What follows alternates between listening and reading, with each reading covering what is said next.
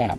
So it's not only they see the work that you do, not on just the comedy side, but also Rob's a Marine. And so that connective tissue that you're able to bring from your service and to the large American public, because it's important that they understand that we're just like everybody else. I couldn't agree more. The thing that always bothered me was the civilian military chasm. Yeah. It just aggravated me for so long because the military is just a microcosm of society. Yeah. So we have all these wonderful talents.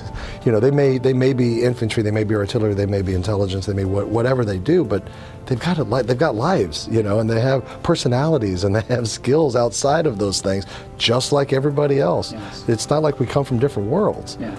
We grew up on the same block. We just got different jobs and different, views on what we want to do with our lives, so whether it's service or not, or public service or not. So it's good to, well, thank you, by the way, for saying that, what you just said, but I think it's good for all military folks to get out there with whatever their extra skills are and connect with the civilian folks so that they see that we're your neighbors. And that's the best way to put it. And I've said that to people time and time again. I said, we live next door to you. We just have to have a little bit of different job. One of the things I like to share with folks, and I said, well, why do you do this? And I said, well, it's so that you can achieve your hopes and dreams. Absolutely. To stay out of trouble, I went to night school, so I ended up getting my master's in public administration because that's the only thing they offered at Lejeune.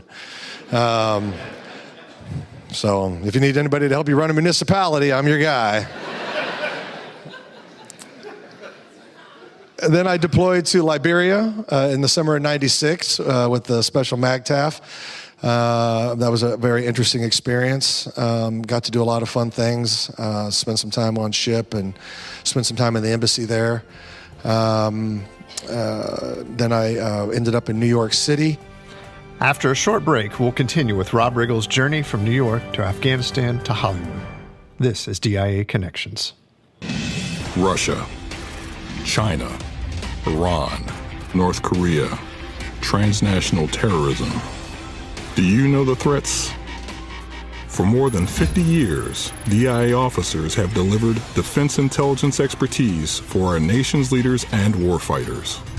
In the tradition of DIA's unclassified Soviet military power series, we bring you a new set of products that examines the greatest threats facing the U.S. today. Earlier this year, we released China Military Power. Now, Iran Military Power examines the core capabilities of Iran's military. Iran has expanded its capabilities and roles as both an unconventional and conventional threat in the Middle East. This report provides details on Iran's defense and military goals, strategy, plans, and intentions. Learn what DIA's top intelligence experts have concluded about these complex threats and their potential impact on the United States and its allies. These assessments add an important viewpoint to the public conversation. Join us online. This is DIA Connections.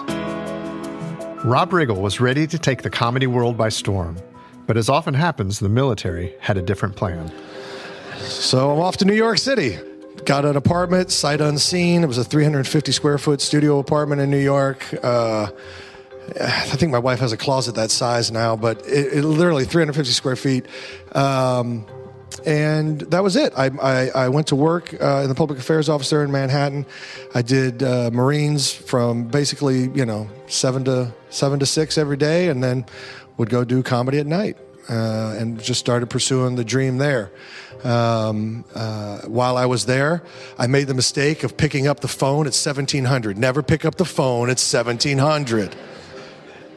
So I picked it up. I was literally walking out of my office. The phone rings, and I'm like, yeah, if I'm in the office, technically I got to answer. So I went back and picked it up, and somebody from the Pentagon saying, "Is this Captain Riggle?" I was like, "Yeah." He goes, "How do you feel about the phrase "leave it on a jet plane"?"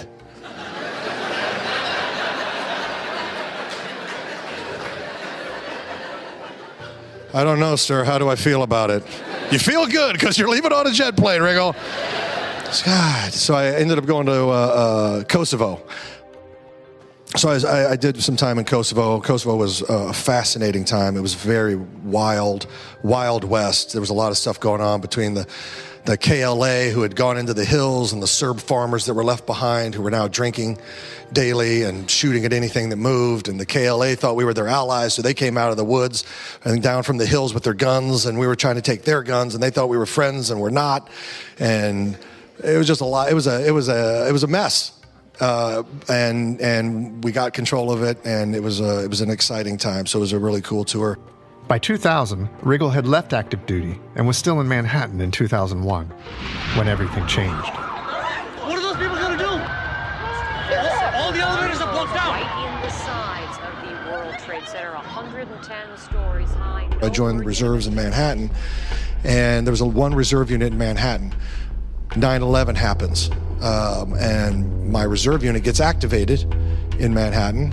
We're the only one. They shut down the bridges and tunnels. So my unit in Manhattan, that night of September 11th, I was working at 42nd and Park at that time in a civilian job, and I got the call that night of September 11th from Lieutenant Colonel Brozak saying, "Put on your boots and utes, report to the public affairs office tomorrow. We're going to get in a van. We're going down to One Police Plaza. We're going to be on the bucket brigades. We're going to work in the